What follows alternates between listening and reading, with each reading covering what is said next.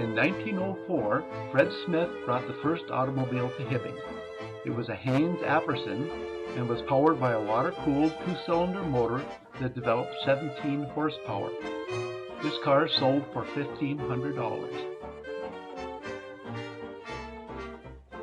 In 1906, 20 Hibbing gentlemen formed the Hibbing Speedway Association, and they built the first Hibbing Raceway and grandstands at Poole location. The first events held there are for horses, motorcycles, and motorcycles with sidecars.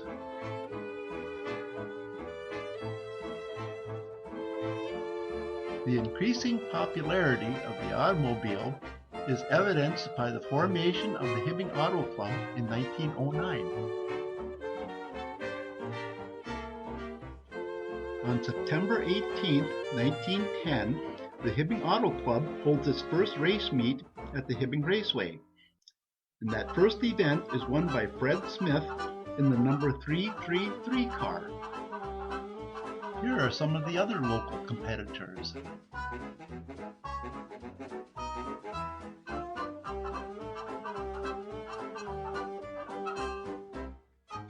In addition to the races held at the Hibbing Raceway, the Hibbing Auto Club also held a number of very successful road races. And in 1914, they laid out a 10-mile road course using public streets and roads. It was called the Mahoning Loop, and they advertised it as the world's only iron ore racetrack. The race that year was a 10-lap, 100-mile event, and was won by Joe Littlewood of Minneapolis driving a Winton. The win paid $1,000. Here's a clip from a slightly earlier time of Barney Oldfield driving a Winton. Also on that day was a 100-mile road race for motorcycles. 1915 marked the beginning of what was to become an annual trek to Hibbing by some of the world's most famous race cars and drivers. Among the drivers that year were Louis Lecoq and Eddie Hearn, the 1923 national champion, who also had 9 Indy 500 starts, and Wild Bill Endicott with 3 Indy starts, and Louis Disbrow with 4 Indy starts. Disbrow brought the famous Case JIC car, a 290 horsepower behemoth capable of 180 miles an hour. The last leg of its journey, the car rode on a railway flat car, and from Eveleth to Hibbing, massive crowds were seen lining the tracks just to get a glimpse of this beast. Also here was Sprint Car Hall of Fame driver Tommy Milton, who won the Indy 500 in 1921 and again in 1923, and was the national champion in 1920 and 1921. And also this year, Hibbing became the fastest dirt track in Minnesota when Eddie Hearn and Johnny Ramey both shattered state records.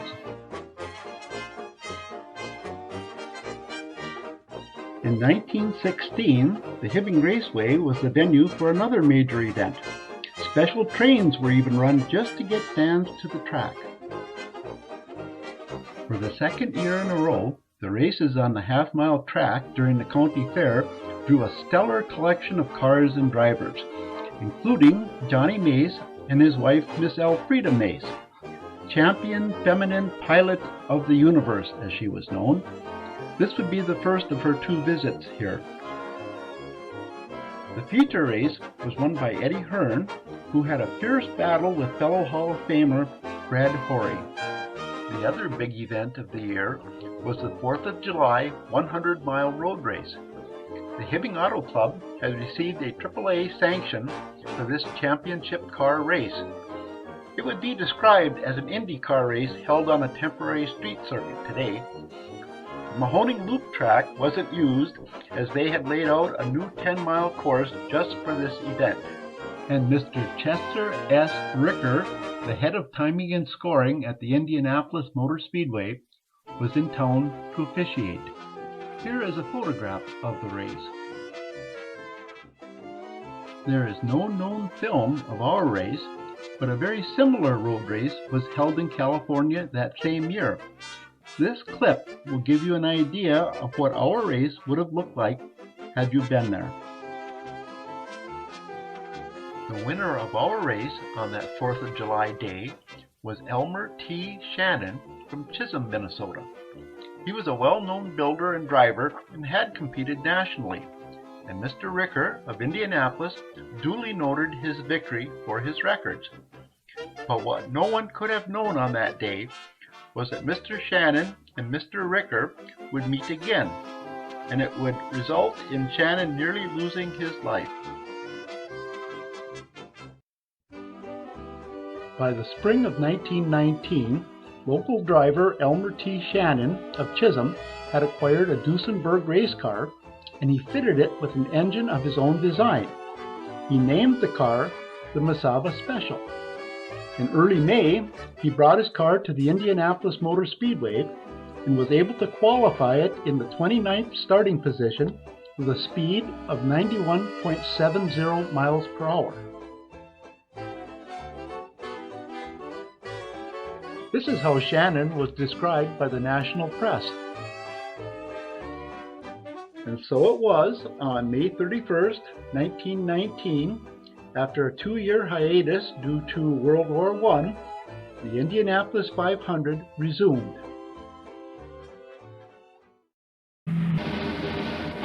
Only 7 months after the armistice, Marshal Foch is talking with Louis Chevrolet at the Indianapolis 500 miles victory sweepstakes.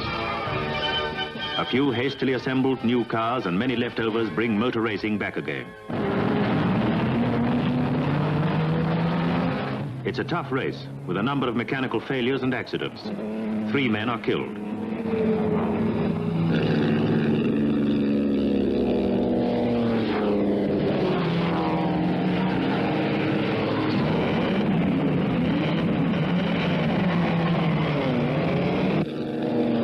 The French bellows, which had been designed and built at a cost of some $120,000, are disappointing. Luckily, Chazan is not seriously hurt. The race is won on a French Peugeot, owned and stored during the war by the American Speedway and driven by Hardy Wilcox. It was near the end of the race that, in what is widely considered to be the freakiest accident in the history of the Indianapolis 500, that Elmer Shannon would meet his fate. Prior to the race, timing and scoring chief Chester Rickert stretched a thin copper wire across the start-finish line that would trigger an electronic timing machine as the cars drove over it. Coming out of turn 4, the car being driven by Louis Chevrolet threw a wheel, and as he crossed the finish line, the jagged hub of that broken wheel cut the timing wire.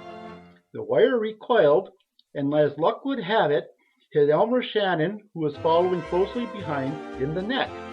It severed his jugular vein. By the time he made it to the pits, his arms and legs had already gone numb. Many people thought he had died, but quick work by track personnel saved his life.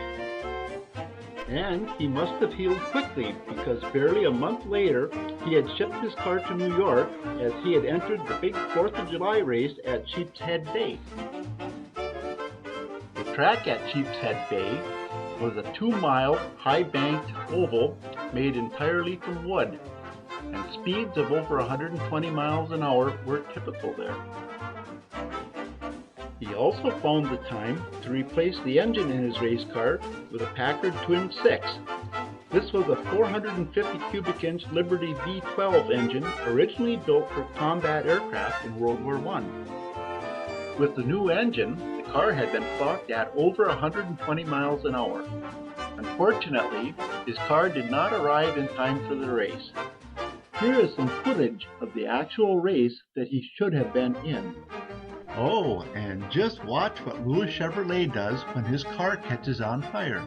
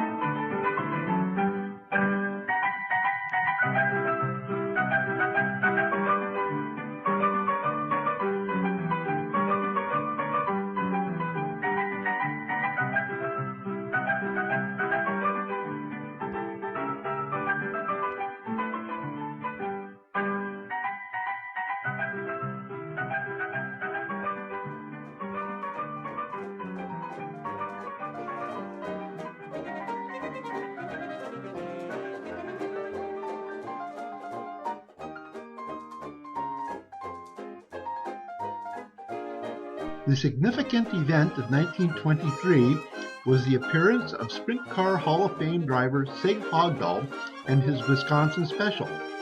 This car had just set a world land speed record, having been clocked at 180.27 miles per hour at Daytona Beach. The car was a Fiat equipped with a monster 836 cubic inch Wisconsin aircraft motor. And while here, he established a new track record for the Hibbing Raceway half mile with a single lap time of 1 minute 7.0 seconds. Also here was Les Allen with Barney Oldfield's car, the Golden Submarine, the world's first open-wheel race car with a totally enclosed cockpit.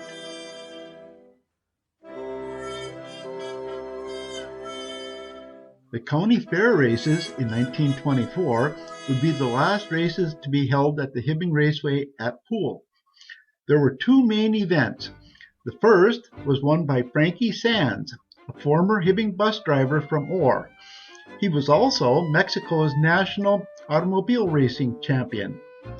The second event was won by Bill Blackman, the first African-American driver to compete here. There was a near tragedy when one of the cars crashed through the fence and into the crowd. Fortunately, there were no serious injuries. Construction of the new track and grandstands was also begun this year, but from the available records, it appears that automobile racing didn't resume until 1930.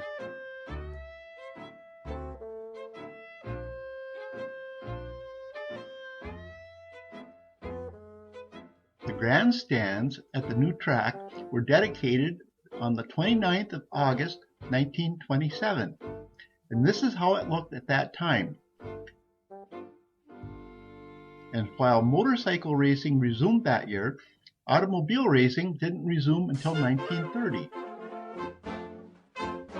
But it was 1934 that would prove to be a milestone year, because in 1934, the Hibbing Raceway became the fastest dirt track in the world.